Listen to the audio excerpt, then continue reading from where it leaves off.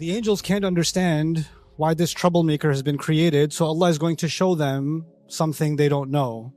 The next part of the story gets a little bit confusing for Muslims because they read it and they say Allah taught Adam alayhi salam the names of all things. وَعَلَّمَ آدَمَ الْأَسْمَاءَ كُلَّهَا ثُمَّ عَرَضَهُمْ عَلَى الْمَلَائِكَةِ. Then He presented those things to the angels. So when you think of, you should call this out. When Allah told Adam the names of all things, what do you think He told them the names of? Trees, birds, animals, oceans. But if that's, and by the way, this is similar to the biblical reading of this, that Adam alayhi salam himself actually named the animals and all of that, but the Quran is saying Allah taught him those names. But there's something more important here.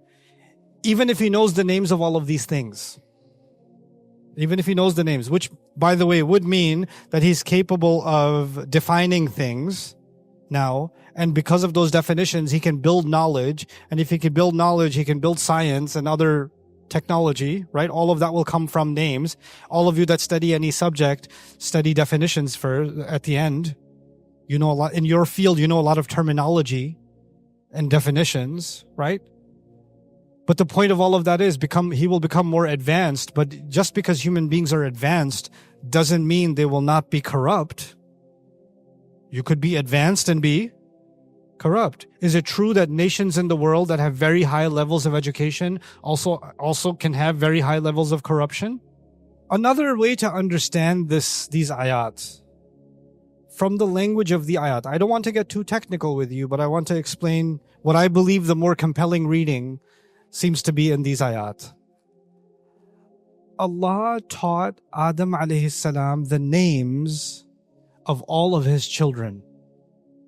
Not things, children. Allah created in Surah Al-A'raf, He created all of us from the zuhur of Adam alayhi salam. And the word ism, names, doesn't just mean names in Arabic. It actually also means descriptions. So now Allah taught Adam alayhi salam Fatima's name, and that she's a little bit lazy sometimes, but she's also very creative. And He taught him the name of Ibrahim alayhi salam and who he is and what kind of character he has. And He taught him the name of Donald Trump. And He taught him every name. He knows all of his children. Which to me actually at some level makes a lot of sense for another reason. Adam alayhi salam is going to be responsible for, aren't we responsible for our kids? Will Allah not answer me for the way I raise my child? And in that sense, isn't Adam alayhi salam responsible for all of his kids? It's a pretty big responsibility. How can he be responsible for those he doesn't even know, right? It's as if this big, giant responsibility, the first human being, he's being introduced to all of his children. So now he knows about them. It's also interesting that the angels were told by Allah, I know something that you don't know, as if to say, I know something about Adam that you don't know. I know something about him that you don't know. You seem to be able to think you can project his behavior. If you give him choice, like you projected. You guys did the projections for me in the last session. If I said a teacher leaves the classroom, what's going to happen in the classroom? You guys made the projection. If the government doesn't have police anymore, what's going to happen? If the traffic lights stop working, or if there's no security cameras, what's going to happen at the bank? What's going to happen anywhere else? And you make projections. So the angels made a projection. But Allah is saying your projections are missing something. And then Allah presented the same human beings, عَرَضَهُمْ عَلَى الْمَلَائِكَةِ. He presented them in front of all of the angels. And so all of us, this is the scene, all of us are in this large convention, not 3,000, countless, all of us together in one giant convention, and the angels are there, and Allah is saying, you said they're going to spill blood. You said Fatima is corrupt. You said Fatima is going to commit mass murder. Can you tell me about these? And they don't know the name. They just know, if you're left to your own devices, you're going to do bad stuff. So the angels were asked, أَنْبِئُونِي بِأَسْمَاءِ هَؤُلَاءِ إِن كُنْتُمْ صَادِقِينَ. Tell me the names of these. Describe them to me. Describe these people to me. Because you seem to know so much. And it seems to me that at this point, the angels realized that their idea was not entirely correct. They're missing something. and they realize something is in these human beings, something special is there. Allah did tell us He's putting His ruh in it, and we don't even know the power of that ruh really, but something is in this creature that maybe makes him special. So they say, Subhanaka la ilma lana illa ma 'allamtana. You're too perfect. We don't have any knowledge at all. We already declared your perfection. We declare it all over again. Our knowledge is imperfect. And the only knowledge we have is the knowledge that you teach us. You know everything. And the names of Allah, interestingly, Innaka antal alimul hakim. I have other thoughts on this ayah too, on al-alim and al-hakim. The names of Allah seem to correlate to the acts of Allah. When Allah does something merciful, Allah is ar-rahim. Right? When Allah does something, exhibits His power, is al-aziz or al-qawi, al-aziz, etc. This creature that Allah has made, the human being, seems to be capable of a lot of knowledge, but also a lot of wisdom. Allah has put in him from His knowledge, and may also have put in him from His wisdom. Al-alimul hakim. By the way, it's interesting, those two things together, because if you have a lot of knowledge and you don't have wisdom, then you can use that knowledge to do terrible things. Aren't there really knowledgeable accountants that can teach you how to cheat your taxes? Aren't there really knowledgeable hackers that can break into banks? You can use knowledge to do bad stuff, can't you? And you can use knowledge when it comes with wisdom, you will use it for good things. Right? So Al-Alim and Al-Hakim, Allah's names, have some reflection on perhaps even the human being and what we're capable of. We have that potential in us. Anyway, Allah tells Adam alayhi salam, Anbi'hum bi asma'ihim. Adam, introduce them to your children, tell them their names, describe them to them. And now imagine each one of us is being personally introduced by Adam alayhi salam, one by one to the angels. And we all get introduced. And once we're all done being introduced, the angels say, or Allah says to them, Alam aqul lakum inni a'lamu ghayba as-samawati wal ard. Didn't I say to you, I know the unseen of the skies and the earth? Wa a'lamu ma tubdun, and I know what you show and what you've been hiding. Wa ma kuntum taktumun. It's as if, and there's a couple of readings here. The takeaway I want you to have is, angels underestimated human beings. And Allah showed them, there's something you were hiding. By the way, there's a devil they're hiding among them too, right? Who doesn't like human beings. That's a later story. But you're also not acknowledging the good inside human beings. Now let's understand this good inside human beings, because the first session was how bad human beings are, right? But then what is it that Allah knows that we don't know? Apparently this ruh Allah put inside us is really powerful. What can it do? If you think about the situation in Gaza right now, you will see two things at the same time. The worst of humanity and the best of humanity at the same time. You'll see people that are holding on to their faith in a way that you look at them and say, I thought I have some iman, but that's some other next level of iman that I've never ever imagined possible. You see this super high level of iman in people.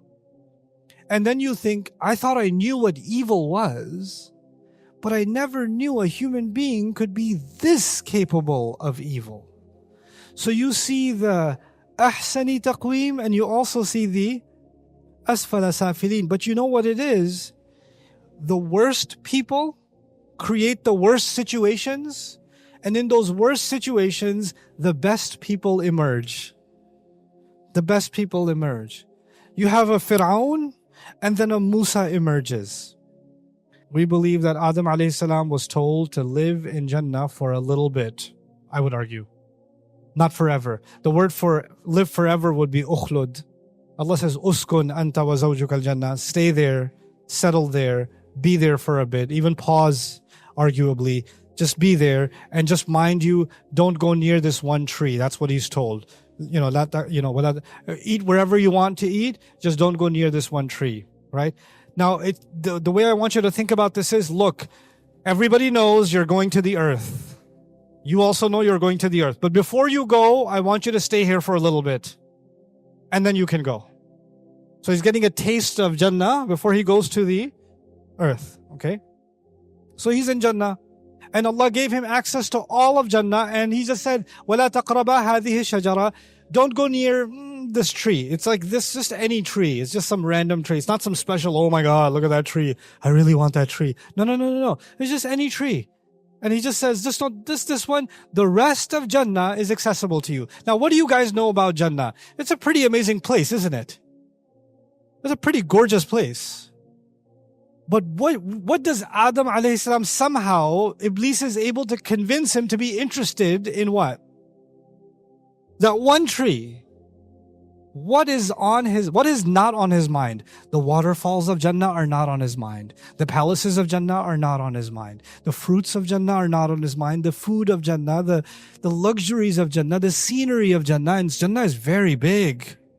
All the travel and all the exploration of Jannah, رَغَدًا حَيْثُ شِئْتُمَا, go freely, wherever you want to go. All this freedom for Adam, and Iblis is successful. Somebody said, how can this be Jannah? How did Iblis get access to him?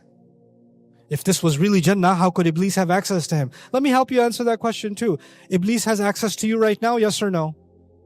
Okay, also me. Also my family that's in Europe right now. Also some of my family that's in America right now. That sounds like Wi-Fi access. Because if it's physical landline access, then how is he talking to you while he's also talking to me, and he's also talking to somebody in Pakistan right now, and he's talking to somebody else in America right now, isn't he? This must be Wi-Fi access, isn't it? So if it's not necessarily physically connected, but Allah has given him access to the chests of human beings or through his armies, then it doesn't have to be that, he had to physically be in there to have access to to that. We don't have to make it a physical problem. But anyway, he's in Jannah. We're in Jannah.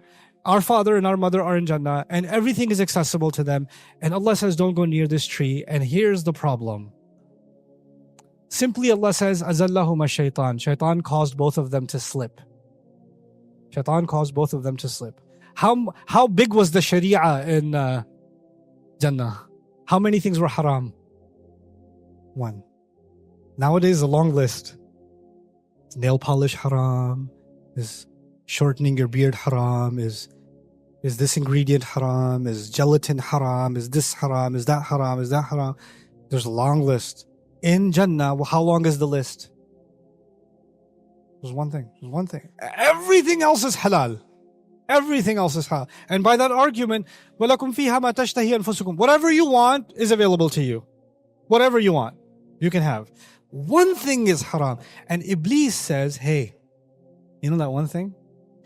I'm not saying you should go there, but it's pretty interesting that it's haram, huh? It's interesting. Yeah, it is interesting. Let me just enjoy this mountain view, but the tree is interesting. I'm just curious about it. Let me just watch a video or two about the tree. I'm not interested. I'm not saying I want to go near the tree. I'm just Googling it. I just want to hear a discussion about the tree because it's an interesting topic that it's haram. So I want to know more about it. I just want to be better educated about the tree. And then I watch one video about the tree. Then I watch another video. Then I listen to a podcast about the tree. Then I follow a couple of, content creators who are dedicated to the tree. Then I listen to why the tree is not so bad. There's a big YouTube video. Why is the tree not so bad at all? And I watch that. And then there's another related algorithm videos. The tree's actually a good thing. Oh, the truth of the tree exposed. And now I became obsessed with the what? I'm obsessed with the tree. I don't even like the tree. But now I can't stop listening and thinking and constantly being consumed by this tree. This tree has become my obsession. And I can't stop thinking about it all the time. And then I say, okay, let me just go see for myself. I don't know. I'm not sure what to believe about this tree anymore. I just want to take a look. But I can't see from a distance. Let me take a little closer look. What's so bad about this tree? I don't see what the problem is. Let me touch it. My hand didn't burn. Like, why would this tree be a problem? I don't understand. I thought it was such a big deal that this tree is a big problem, but this tree is just a tree. Look. What am I trying to tell you? Shaitan's very good at propaganda. He will make you become interested in the haram by keep talking about it. He'll talk about it and talk about it. He won't say, do it, go to the tree, the fruit is delicious, love it. No. It's little by little, little by little, little by little. And eventually the thing that you listen to the most, the thing that you're thinking about the most is the thing that you're listening to or watching the most. Eventually that thing will become an obsession and it will become beautiful to you. This is the power of messaging. Shaitan is very good at messaging. أَزَلَّهُمَا الشَّيْطَانُ عَنْهَا. And by the way, anha I was thinking about another implication of anha with Dr. Sahib today, which was the tree is actually haram. And nothing good for you will ever be haram. It can only be haram if it's not good for you. وَيُحَرِّمُ عَلَيْهِمُ الْخَبَائِثِ. That's the rule. Allah says it. The thing is, Iblis is able to slowly change your thoughts about the haram. Because he doesn't want you to think of it as that bad. It's not that bad. Disobedience to Allah is not that bad. It's not that big of a deal. It's not as bad as you think. People exaggerate it too much. People make too much of a big deal out of it, etc. And that's actually his game. So he made Adam and Hawa slip from the proper definition of the tree.